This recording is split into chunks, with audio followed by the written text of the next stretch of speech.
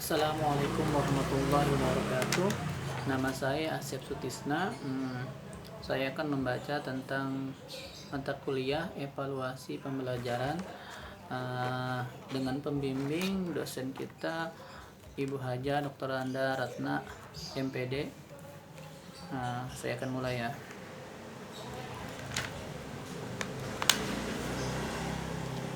Evaluasi pembelajaran.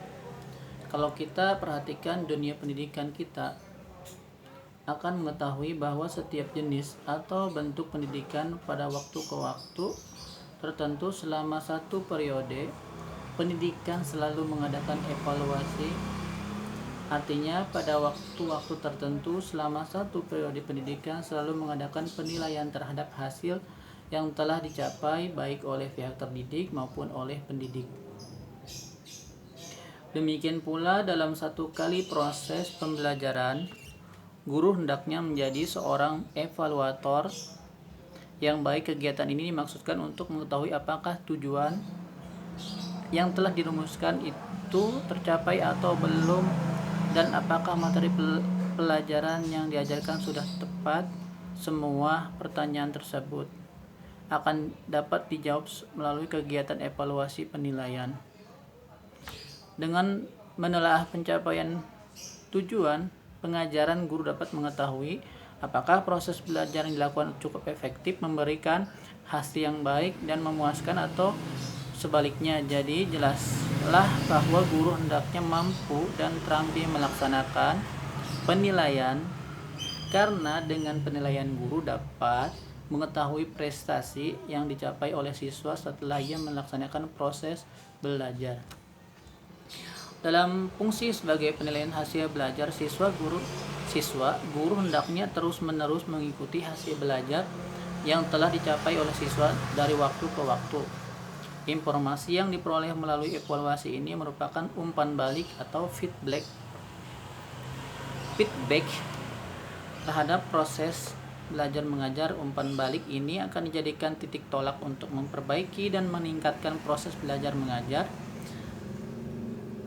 Selanjutnya, dengan demikian proses belajar mengajar akan terus dapat ditingkatkan untuk memperoleh hasil yang optimal.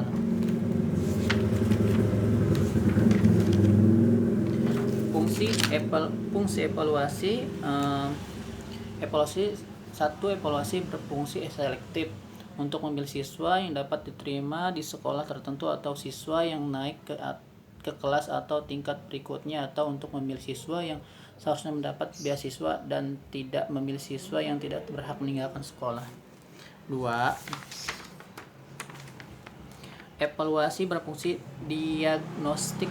Dengan mengadakan penilaian, guru dapat mengetahui tentang keterbatasan, kelemahan siswa. Dengan demikian akan lebih mudah dicari cara untuk mengatasinya. 3. Evaluasi berfungsi sebagai penempatan untuk dapat menentukan dengan pasti di kelompok mana seorang siswa ditempatkan. 4. Evaluasi berfungsi sebagai pengukur keberhasilan. Dimaksudkan untuk mengetahui sejauh mana suatu program berhasil diterapkan. Fungsi lain dari evaluasi adalah alat untuk mengetahui tercapainya tidak tujuan pembelajaran. 2. Umpan balik bagi perbaikan proses pembelajaran. 3. Dasar dalam menyusun laporan kemajuan siswa kepada para orang tuanya. 4. Untuk keperluan bimbingan dan konseling. Tujuan evaluasi: 1. Mendeskripsikan capaian belajar siswa sehingga dapat diketahui kelebihan dan kekurangannya dalam mata pelajaran tertentu. 2. Mengetahui keberhasilan proses pembelajaran di sekolah, yakni beberapa jauh keefektifannya dalam mengubah perilaku siswa ke arah tujuan pembelajaran yang diharapkan.